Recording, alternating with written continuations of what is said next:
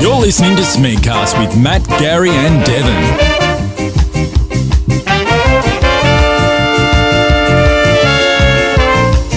Alright people, we are back. Smegcast is back in 2018. This is the first show of the year and I want to congratulate everyone. We survived 2017. We got through it, Devon. We did. I didn't think we'd do it. There was a long time, man. You think about what happened last year, we were lucky. Yeah.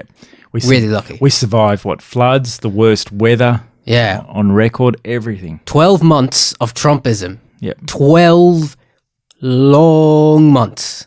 We survived that guy in office. I was sure we would never get through it. Somehow, it's a year since that happened. The year flew. And we're all still here. Yep. It's a good time to be alive. And I echo Devon's sentiments when we say we're very positive about the new year. Yeah, So, look, fresh new things. year, fresh new start, even better podcasts. Big things are happening. Yep. It's going to be a big year.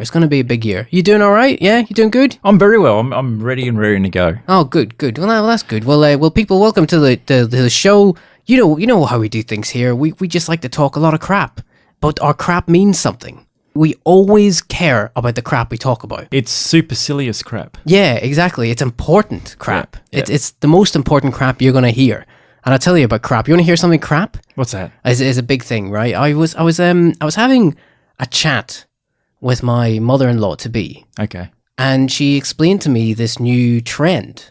Oh, yeah, what's happening. that? It's a Scandinavian trend. Okay. Now, this is why I'm bringing it up to you, Devon, because I know you're part of the Scandinavian world. You know, nothing happens in Scandinavia. No one, no pulse beats out of beat unless you hear about it. Yeah, I'm fully immersed. Very much so. I'm sort of deep down in that snow. I totally get it. You always know what's happening, and there's a kind of a trend in the TV world. It's called slow TV. Have you heard of this? I have actually heard of it. Right, surprising enough, yeah. Somebody explained this to me, and I was really taken by this, and they recommended it. They said, you should do it. Because they were, I was off, and I was just kind of relaxing at home, and they were like, you want to really relax? You should get in touch with this Scandinavian thing. It started in Norway, right? It started in the Norway, the BBC of Norway. Yes. Yeah. So what they did is that they do this thing called slow TV, which is at night. I think at night, or at least at some point during their kind of broadcast day, they just show like 7 hours of like a train. Just training. Yeah, so it's pretty much, I think what they do is they put a camera at the front of the train. Yeah. And you're pretty much just watching what the train driver would probably be seeing, just going along all those tracks, weaving through different cities, mountains, fields, all sorts of things for 7 hours. It's got a vibe to it, Yeah. But the thing is that I was like, why would you watch that? But here's the thing: is that 20% of the population of Norway watched this. Yeah. When it premiered back in Norway. And it was amazing. And so what they did is there was some sort of a train line, and they did it for the anniversary of some sort of historic kind of train event. Yes. And they just filmed the whole thing. It was 7 hours long, and they broadcast all 7 hours of it. And apparently like 1.5 million people, or 1.25 million tuned in. I think the train went from Bergen to Oslo. I would figure a lot. They said 1.25 million. Like 1,250,000 people watched. Is 20%, but 20% of the country didn't just watch all 7 hours. They kind of like 30 seconds here. Get up in the morning. Oh, it's still on. Oh, geez. It's like the Olympics. You watch the Olympics for 5 minutes, and then 2 weeks later you turn it back on. You're like, geez, they're still doing this. But see, what's kind of good about that type of thing too is it can be very relaxing. I mean, you think about it, you often hear of people, going for a long drive interstate or across the country, and they often get killed in car accidents. Oh, right. And that's usually because, they're just staring straight ahead, just looking at the horizon the whole time. They get tired, their eyes get heavy, and they veer off the road and hit a tree or a passing vehicle or whatever. So with that kind of stuff, it's actually quite relaxing watching the view from what maybe a train driver would be seeing. Just, just relaxing, you don't actually really have to absorb anything. Wait, it's not like you're turning the corner. You know what I mean? It's not like you're physically doing anything. I suppose it's a straight road thing, isn't it? Like if you're driving on a straight road that's long enough, you'll get that kind of, it's like being a kid in the back of the car. Yeah. You're going to just go, why do kids fall asleep in the back of the cars? Because that feeling, Yeah. That feeling of motion that's kind of comforting. And and then you're just looking out the window all the time, you're going to fall asleep. And see, what I like about that is, look, I'm a person who's got an active mind, you know. So for me, I'll have my normal job, and then, you know, you come home. If I start watching, just say, television where I'm actually having to think a little bit or whatever, I haven't been able to process all my day's thoughts. So more or less, as soon as I hop into bed, boom, I'm wide awake because I haven't had time to sort of process and relax and whatever else. Well, you're still going over all the crap. Yeah, over the day. But at least with that, you know, you imagine, you know, like you've probably been on a holiday, you know, you might have been on a train trip, you know, you're just sitting in the seat looking out the window, you know, not a care in the world. You probably are thinking of other things. Yeah. But it's just, it's much more sort of relaxing. You can process things, you know, and just still soak up the scenery. It's interesting, you know, because like it's a 7-hour thing, and I was recommended to try this out.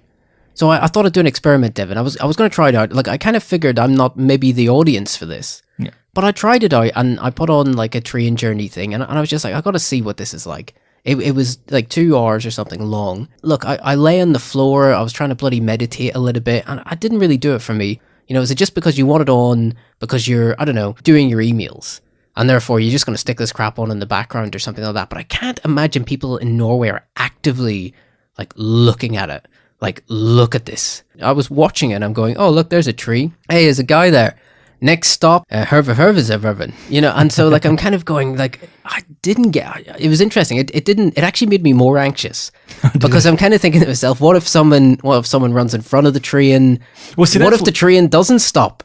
See, that's one of the highlights. Yeah. To me, that's one of the highlights because sometimes, you know, it can almost be boring where you're just looking at the same fields and paddocks as you're going by, but all of a sudden it could be just that maybe a random goat or a cow who suddenly quickly runs out in front of the train at the last minute. Oh, geez, what happened there? You know? Yeah, exactly. You know, it can be a bit of excitement too. But I think a lot of people probably do have it for more like background noise. You know, it's like people have a radio on in the background, or maybe they even listen to us, perhaps, hopefully. It was clear it was a huge success in Norway. I mean, it was a huge success. Like 20% of the whole country, Devon, tuned in to watch train. So they started doing more. There was one I seen, it was like a dog sled. Yes. So did you see that? I've seen the dog sled. Yeah, like, and it was pretty calming. There's like a guy stuck a camera on a dog sled, and you're just watching dogs just go, and it just doesn't end. And you're going, oh, I wonder what's over that hill. Oh, it's snow.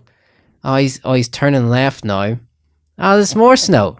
God, it's relaxing. There is, you know, the dog thing worked for me a little bit. There was something quite nice about that. I guess I always wanted to be on a sled, and it simulates that. It is funny though you're saying about with the dog on the sled kind of thing, because I've actually seen ones done with breed of dog, actually, surprisingly enough, which we actually talked about in one of our earlier podcasts, was the Catahoula leopard dog. Oh yeah, which they often use for pig hunting. Yeah. And what they'd actually done was on the around the collar they attached a GoPro. So all of a sudden you'll see this dog just galloping, you know, through all the undergrowth, through long grass, all of a sudden, and then boom, there's a wild boar, you know, with the big tusks and everything. So you can watch this on YouTube. You can actually just watch this thing hunt down a pig. And you know, you kind of go, and that's what's kind of the surprise about that type of stuff as well. So I can see really how people can get really hooked on these type of. But that's not relaxing though. I mean, that's pretty disturbing. If I saw a dog eat a pig on a camera, like, oh god, I'm not going to go to bed now.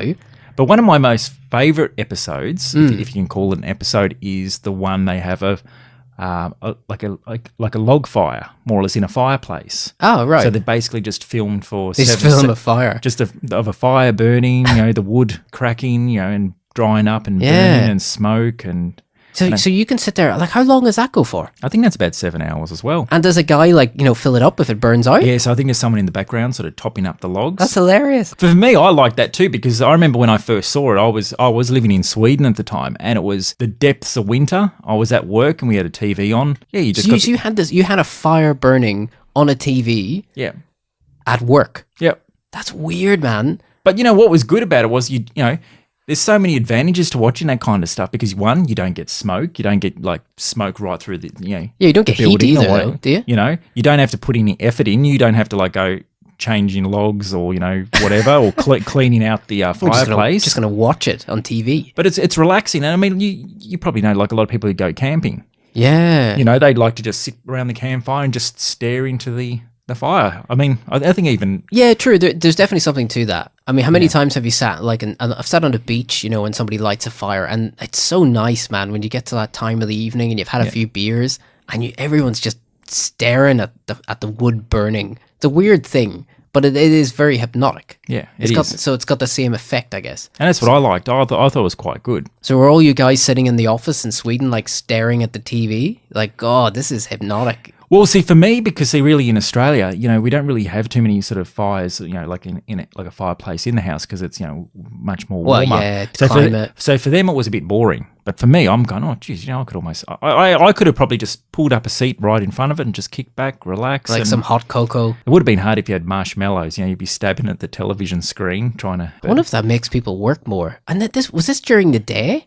Yeah, it was, but mind you... So this is like in the middle of the day, they just have this playing on Swedish TV. Yeah. That Swedish TV is insane. But the thing was too, with that too, because it was in the depths of winter too, so it was pretty much like black at like 2:30, 3 o'clock in the afternoon. Ah, right. So that was the other thing too. So that kind of stimulation, kept you going through the dark winters as well. Yeah, holy crap, yeah. So, yeah, exactly. So it was like midnight black at like bloody, 2 in the afternoon. Yeah. So they play like the Fire Channel. And then I guess, when the Fire Channel's off air, it's just like a fireplace that isn't lit. It's just there's nothing happening. And then when the Fire Channel starts again at 9 in the morning, it's like a guy kind of setting it off and putting newspaper on it. This is my favorite part. It's when they light it. That's the best bit. But there's even a knitting one. What? Yeah, there's one I think of old ladies knitting. No. Yeah. Well, like just like 4 of them just sitting there knitting away? Yeah, just knitting away. And wow. It's an interesting phenomenon, but this is a big thing, And so when they did this, it really did, well. Yeah. And so now other countries are adapting onto the same thing as well. And, it's the cheapest TV, man. This is cheap as, this isn't Game of Thrones. They don't give a shit about Game of Thrones in Norway. Yeah. Let's watch a guy pick his nose for 14 hours. That's the type of TV I want to see. That's what they're into, Game of Thrones is $10 million an hour? Yeah. This shit, you can I can do it at home. I'll light a fire. We'll light a fire now and record it. We got ourselves a 7-hour feature. You could really take it to another level. You could a bit. Imagine if you got I don't know, to say a woman giving birth. That usually lasts hours. That could be, yeah. You could just sort of slowly... You just turn back and it's no, not yet. Oh, you can start to see crowning there. Oh, there's a head. Oh, it's not looking good there. Yeah, I prefer the earlier bit. This bit I'm not a big fan of. You could do the picking of the nose. That'd be one. Watching an old man pick his nose for 14 hours, that would be... Oh, look at that one. Oh, jeez. Holy shit. Now that was worth it. I think that's the best I'm going to get tonight. But see, what's good about those shows too is it's life. That is true. It is just you could say a lot about a man picking his nose, but it is life. It is real. You think not Game of Thrones. You think about how many times do you sit at a bus stop or a train station, and you're just looking at what's around. Is it maybe a rebelliousness about, everything on TV is so fake? Yeah. Right? We can think about this, so TV is so fake, you watch, I don't know, let's think of something. We watch Baywatch. Everything in Baywatch is fake. We know that. Everything is fake. Even the people are fake. Yes. So then watching a train pull up to a stop, that's like you going, that's real. Yeah, I relate to this. When I see, Pamela Anderson, running in slow motion, I can't relate to that. I don't see that at all. But when it pulls up, when a train in Chicago pulls up to something and I'm looking at it, I'm like, yeah, I get that. I know exactly what that is. But there's similar things for pets as well. Because for example, with cats, a lot of cats want to be, stimulated during the day. People don't want them tearing up the furniture and things like that. That's very true. So there is actually DVDs and things you can get where it's almost like images of birds. It's not like a real life type thing, but there'll be literally like images of the silhouette of birds just randomly popping up, disappearing. So the cats actually were watching it. So you can leave your TV on while you're at work or whatever, and the cats are going, oh, there's a bird. Oh, there's something moving. God. And it's actually entertaining them. Yeah. So. Well, he doesn't really go, that's a bird. He goes oh, there's that weird fly thingy that I don't know the name of. But it's a sparrow, That'll be big. My cat literally looks at the TV and then walks behind it. And he's like, where is all this? Where's the shit? There's a monkey. And that's what it mostly does. It's completely perplexed. Well, see, the one thing I learned was from a movie, Turner and Hooch. Oh, yeah. Classic. Yeah, I think there was one scene where they said, animals don't see in 2 dimension. Because I remember that Tom Hanks' character was hoping that the dog could pick out one of the criminals, and he was hoping to show some mug shots, and they said, no, dogs can't see in 2-dimensional. But the funny thing is when you look at TV, well, isn't that 2-dimensional? But a lot of dogs and cats seem to be able to see. Sorry, just to check Turner and Hooch. Yes. Can I just ask, so was the point of Turner and Hooch was that Tom Hanks was using the dog to identify who done it, who committed the murder. Is that the point of the movie? Like, I can't remember. If you can't remember, that's fine. No, I remember it. It's no, basically because the dog's a witness. Is that the idea? Yeah. So the dog lived basically on like on a barge or something near the water, and so its owner got killed because he was complaining about stuff going on at a fish plant where they were like cutting up fish and things like that for or a cannery type place. Yeah, and so the dog saw who it was. But you see, it's interesting because like if let's take that to the next logical step. I mean, was he going to take the dog into court, and then the dog was going to be, that's the man that killed my owner. That's him right there. You can't trust a dog, Tom, is what I'm saying. You just can't do it. I just wanted to think about the idea of bringing that dog into court. But yeah, so like I said, I did the slow TV thing anyway. I don't think it's for me, Devon.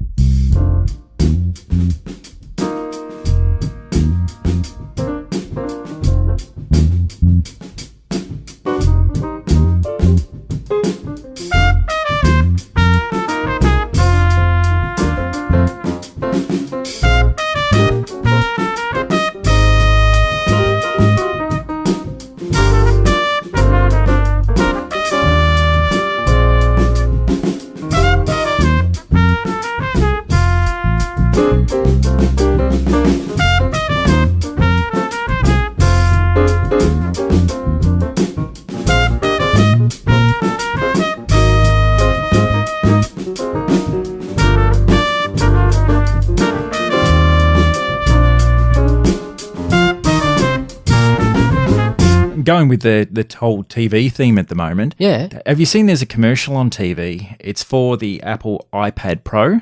Oh, the iPad. I didn't know they made an iPad Pro. Do you want an iPad or do you want an iPad Pro? Do you want to be one of those dickheads that just reads comic books and does nothing productive on the trains, or do you want to be a professional, something like that? Well, it's funny that you use the word dickhead in that sentence. Okay, right, good. Because frankly, that's I'm how on I the feel. right track. You're actually on the right track. It's like we're on the same wavelength. It's not often things piss me off. Okay. But that whole commercial gives me the shits. I'll set the scene. Yeah, pitch it to me, Devon. So basically, there's this girl. I mean, she's almost quite androgynous. Actually, she looks like she's stolen your glasses. Okay. So she's got the very round glasses. Yeah. She wears like hiking boots. She's actually a bit hipster. Right. Almost wears like a Cosby sweater Pretty and stuff. Pretty cool looking, Yeah, she's professional.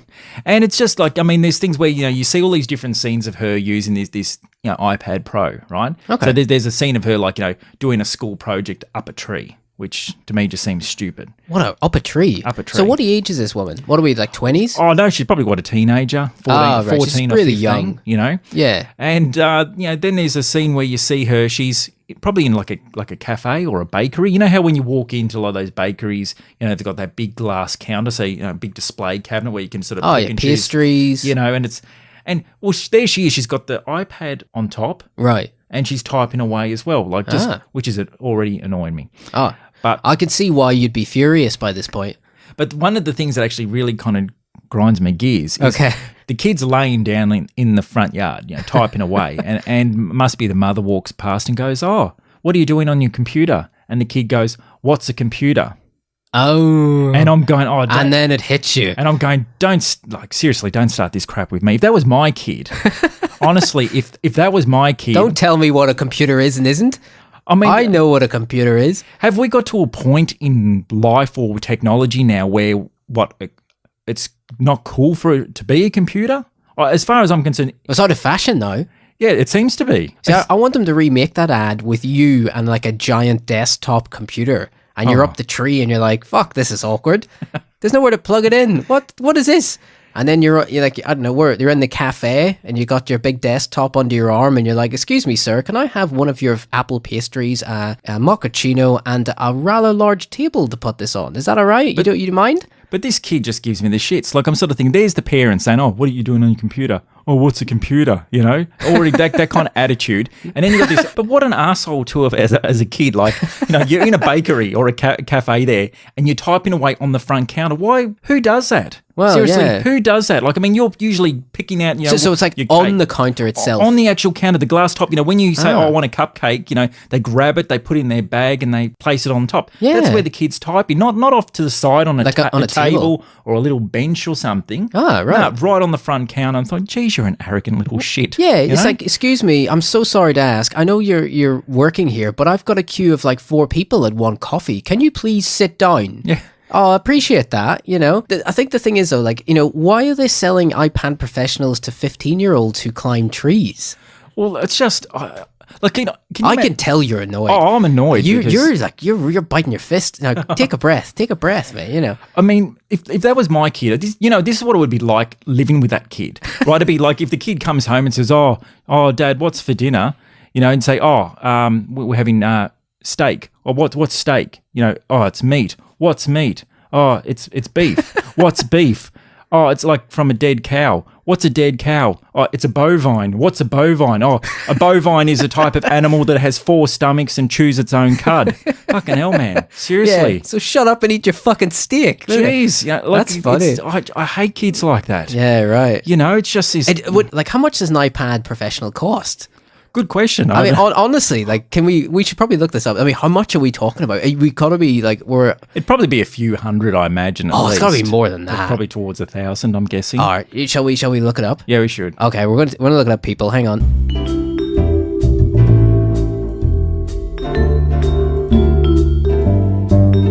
Yeah, $999. That's Australian ridiculous. dollars, that is. So insane. That is crazy. So for me, if I was a kid and I had like a piece of technology, I would not want to be climbing up a tree. No. You know what I mean? What the hell are you doing with that? That's $1,000. Get down the tree. You could fall and then the iPad would be damaged. I just would not think of taking technology outside. I mean, I know when like a lot of people when they were younger had things like Discmans or Walkmans, you know, things like that. But those things were like heavy duty, you know, shock material kind of things if they did drop or whatever. I can't get Wi-Fi up a tree for to save my life. I don't know what I'm going to do in an iPad Pro. Why are we giving 15-year-olds stuff like that? Man, I was lucky I got a pair of shoes. That I shouldn't, you know, nobody should have something like that. But the thing is, you need these in school now. Yeah. And the thing, you know what's going to happen, Devon, is like, you know, she's got the iPad Pro. God, that's quite good. I only have the iPad. Oh, man. I feel socially inept in this situation. Who cares? Take out a textbook. I had to carry like 14 textbooks around with me for each class. Yeah. I honestly, I've got a hump on my back from the damage it did to me. I used to, the reason I never put on weight when I was a kid is because I used to walk around wearing a camel on my back. You know, like it was just crazy how much I had to carry around. Now they got it all on iPads and stuff now. I don't know how I don't know how they concentrate in class with this stuff. And what does an iPad Pro do that's more better than a bloody iPad? Well, what does it do? Well, basically you can use it on top of counters in cafes. Yeah, well, that's good. Yeah, up trees. Well, that's good. And you can use it when you're typing in the front yard to piss off your parents. Well, that sounds like it's worth it. It's not a computer. You put data into it, it computes, but it's not a computer. Apple is going, we have redefined the computer so much. It's not even a computer anymore. It's an iPad Pro. Buy it at your local retailer. Be a professional. I was thinking you're going to tell me it was like a lawyer or something. You're like a professional. He's like a lawyer and he's got pro and like he's in court and he's going, I object. And he's written, I object on the iPad to remind him. And it's like, brilliant. The iPad Pro wins the case.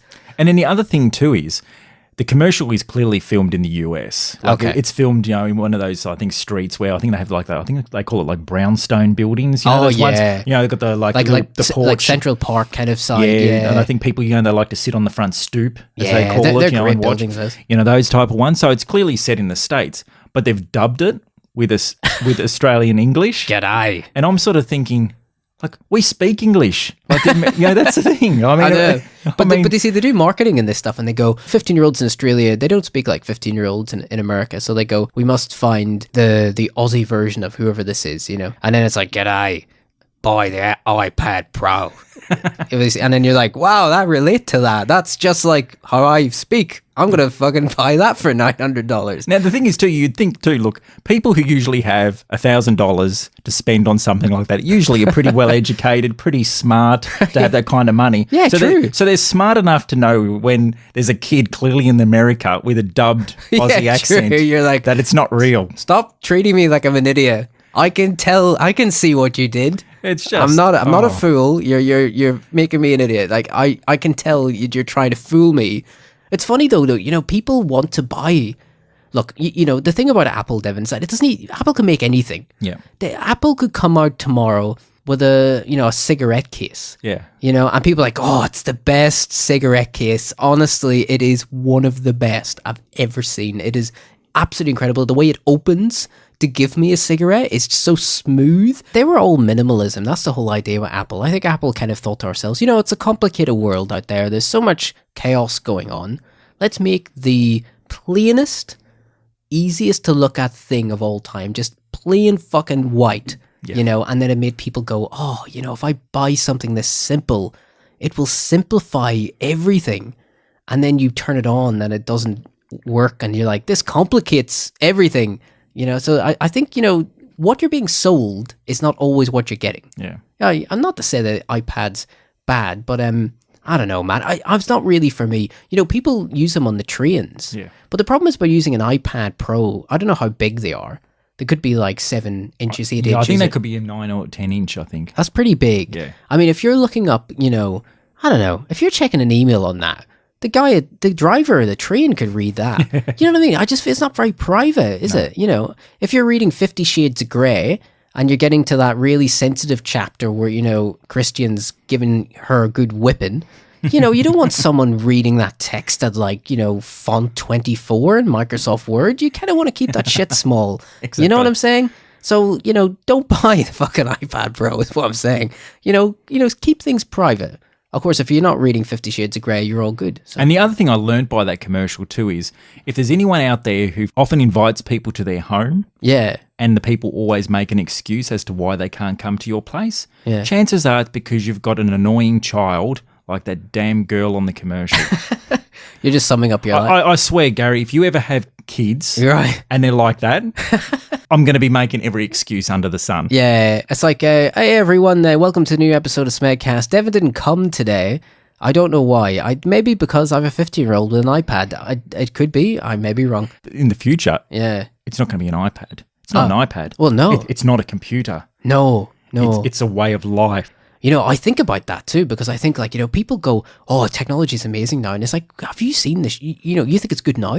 Will you see this shit in 100 years? If we're here, it's going to be crazy. Do you know what I tried this week? What? They're just in technology. It's unbelievable. I tried VR. Oh, yes. For the first time. Okay. Right. And I don't know about you, Devon. I'm not technologically that advanced, but I have a friend that's got, got the Oculus Rift. Oh, wow. Right. Which is owned by Facebook now. Yes. It's a big company. And, the technology, cutting edge stuff. And so what he has is that, he set up his living room so it's got sensors, in the corners of the room. And the reason why these sensors are in the corners of the room is so that the computer knows where you are. Okay. So you stick this big, ugly thing on your head, and it's got a big wire coming out the back. Honestly, it's creepy stuff. And then he puts me in a room, a virtual room.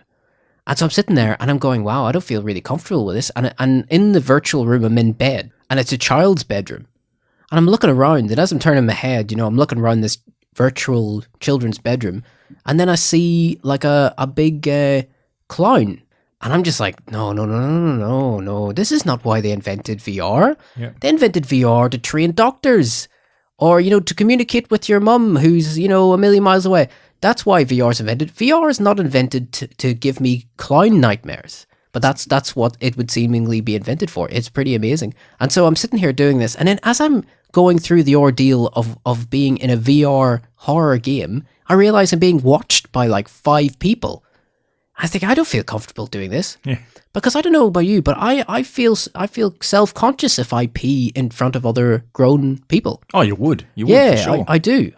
It's a hell of an experience. Have you ever tried it? No. So what's the quality like? So because the funny thing is, my general knowledge of virtual reality is everything I learned from it basically was from that movie Lawnmower Man. Oh yeah, right. Do you remember that movie? with Pierce Brosnan. And he had that sort of guy who was a little bit slow, a bit dopey, mowing the lawn, and then he sort of gets very advanced, Yeah, but it's all that sort of real sort of it's like wireframey, innit? Yeah, and sort of, all the animation almost reminds me of that stupid Dire Straits film clip from the 80s where it's all that sort of block animation that was just really, really terrible. That's what I sort of picture it as. Yeah, I'm not going to lie, man. It's really full on. It's pretty impressive. It's like now it works at best at the moment because you can't move much. Yes. Because obviously I'm in a living room. So if I run forward, I'm going to go into the TV, which is a stupid thing to do. And God knows some people have done it, you know, but it works best if you're in a static virtual room. Yes. So it's, you know, so the experience is really mostly you standing or sitting somewhere.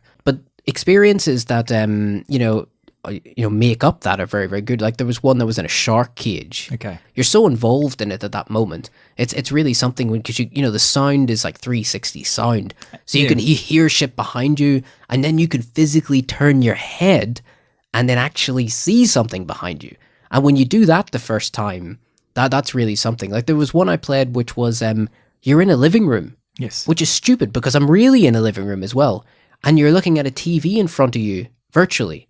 And there is a TV in front of me as well in reality. It's really bizarre. And then so you hear like a knock at the window behind you. And then you can physically turn your head and you can look at the window. And then when you do that really gets in your brain because it puts you there. You literally are in a virtual room. You feel the sensation of being in that room. And then as things get scarier and more threatening, you actually feel it. Yeah. It's really hard to kind of dissociate yourself from it being virtual. It's probably about as close to being a dream. Yeah. Without, It's really true. It's really true. Because I know myself, like I've had times where I've been in bed and I've dreamt I'm falling. And you have that whole sort of experience of you can feel almost your body tumbling and then you just wake up at the last second. Yeah. And that's sort of probably a lot how the virtual reality is too. It's so true, man. And like, there was one thing we played, it was a great idea. It just shows you that it can actually be quite a social thing though too. Yes. And this is what I discovered too, is that there was one game that I played and it was quite good. It's I'm gonna get the name totally wrong, but it's a bomb defusal game. Yeah. Right? And so the idea is that I put on the headset and I'm sitting and there's a bomb in front of me, a virtual bomb, and it's got a timer on it. And the timer is like 10 minutes or 5 minutes or whatever, right? And so immediately you can hear the timer and you're like, fuck, this is kind of tense. Well, I'm gonna have to do something about this. And then what happens is that people around you, they have to communicate to you how to defuse the bomb because they can't see what the bomb looks like. So it's all about people in the room communicating to you what to do, and you've only got a few minutes to do it in. It's really clever. See, I could imagine actually someone dying during virtual reality. You imagine, right, like if you're in a room and you've grabbed something that you thought was like, let's just say you thought it was a key, and you've picked up a knife, and then you go, oh, there's a keyhole. It's a PowerPoint. Right, yeah. You know what I mean? I know what you mean. Because, you plug it in. Because visually you're seeing one thing. But in reality you're in this room. So you could be just holding an actual knife or a fork and then going, okay, I'm just going to go to the other side of this room, unlock this door. Yeah. You're dead. There's a friend of mine, he got the Alien Isolation game. It's like, Alien, the Ridley Scott Alien movie game. Yes. It's like the game of the movie. And like, the thing is that, I don't know if you've ever played that game. I couldn't play the game on my TV. Yes. Like I don't give a shit about virtual reality. I couldn't even play it on the TV. And, I got to the point where I turned the menu on and I started to shiver. I mean, it was a terrifying game. I mean, you can play this shit in VR now. And I tell you, that is something you would pay to watch someone else do because it is really entertaining to watch somebody else go through the ordeal of having to do that. Oh, it's serious stuff. But the other thing about this technology stuff too is that, like, I'll tell you what the future is, right? I know there was a long time ago they talked about the Google Glass thing, oh yes, right? Yes, I've heard about that. Which is this kind of augmented reality kind of thing. And the thing about augmented reality is that's how me and you both wear glasses. Yes. I'm telling you, man, that we are going to have Google in our glasses. Yes. And I mean, everyone's going to have it. So it's not just like you will be looking at me right now, talking to me about crap, but you'll be watching like the new episode of, Bert's Backyard. You know what I mean? Like that's just going to happen. Yeah. It's going to be like that. But you know what I'd be just happy with glasses if they had built-in windscreen wipers. Oh, wow. Because I tell you one thing, that's the one thing I hate, walking in the rain. Yeah. And you getting those lenses wet. You don't really need much, Devon. You don't want like a microchip in your glasses that gives you the whole world. You just want to just be able to walk through rain. But I do wish sometimes that, I could have like a built-in camera or something so people could see what I see. Well, you see, that's hugely controversial, though, as you know, because you know this, because obviously if everyone has, and look, I guarantee you, in the future, everyone will have glasses. Until they figure out a way to put like a lens in your eye that does the same thing, they honestly will have glasses that are augmented reality really soon. People get very uncomfortable when the phone is held up to their eye line. Yeah. I mean, you know, it's that feeling. It's a weird thing, but you do get uncomfortable because they feel someone is videotaping them. I mean, people are so aware now of what phones do. Yes. If you hold your phone up too high, people in the train get a bit nervous. They do. It's a weird thing, you know? You know, it's the same thing. You know, have you heard that thing where, like, you know, if somebody gets in an elevator and then stands away from the door, it freaks people out? Have you heard of that? You know that? You know what I mean? It's like a cool idea, but like if you walk in an elevator and the elevator's full of people, if you stand facing the back of the elevator, everyone just gets really nervous because they have tests and people just go, whoa, what the fuck? And the same thing with phones, man. You know, I think people don't like the idea of being watched. No. You put a camera on your glasses. Yes. That's going to be controversial.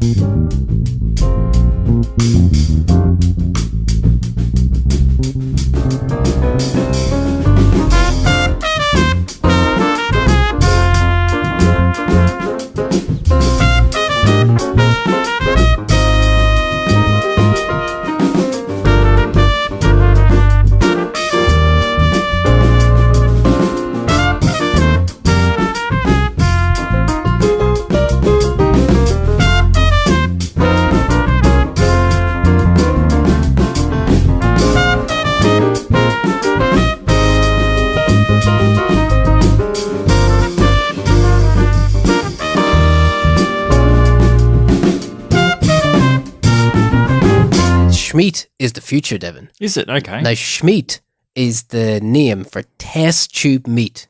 Oh, okay. I don't know if you've heard of this. No, I right? haven't. No. This is in the new. This is the future, mate. This is happening now. Okay. I mean, I'm not. This isn't like Lost in Space shit. Is it from? It's not from a particular type of animal or anything. No. There's no schmoes about that you get schmeat from. No. This is schmeat. It's called. There's a couple of names for it. Clean meat is one way of putting it. Yep. And they call it clean meat because you're not actually killing an animal to get the meat.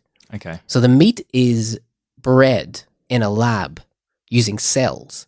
It's crazy. It's literally test tube meat. And when I say this is happening now, I mean there's literally maybe 5 companies, 6 companies, I don't know how many, but there's companies. Is this almost like how you hear those stories where people have grafted an ear onto a mouse, that type of kind of technology? You're kind of going, yeah. I mean that's what they did, Devon. You know, they grafted, you know, an ear on a mouse and they went, you know what? Schmeat is next, you know? I mean, that's the next step, you know? I'm just wondering, why did they do that anyway? What was the point of the ear and the mouse? There was no point. That was just stupid. That was 2 guys high going, let's fucking put an ear in a mouse. I mean, mice have big enough ears as it is, you know? Like, did he have really sensitive hearing? Like uber human hearing, you know?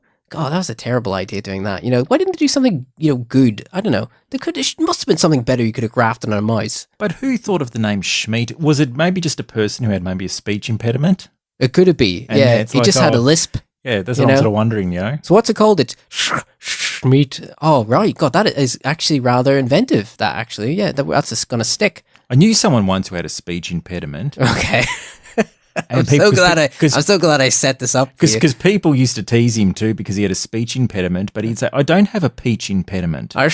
Peach impediment? But yeah, man, I'm not kidding. There's like 6 companies, like in the world that they're like going, "This is it.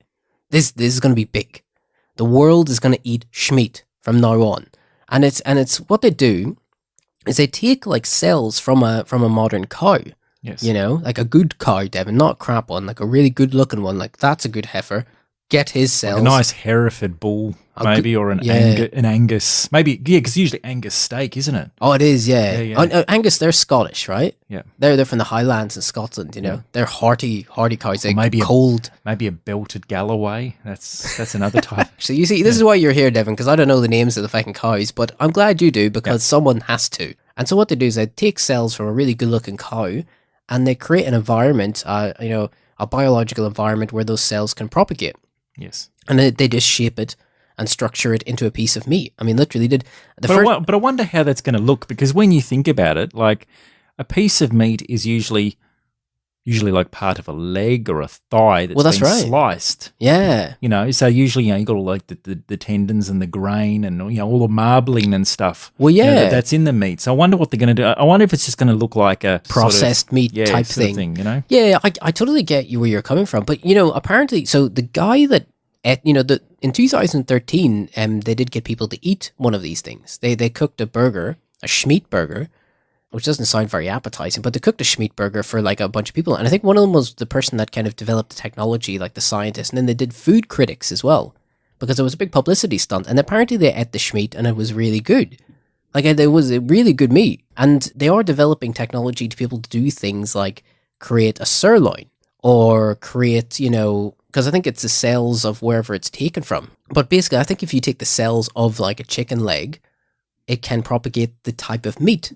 Okay. That would be surrounded by I tell you, not sold on this. I wonder it's a big thing, though. I wonder if they could sort of supersize it too.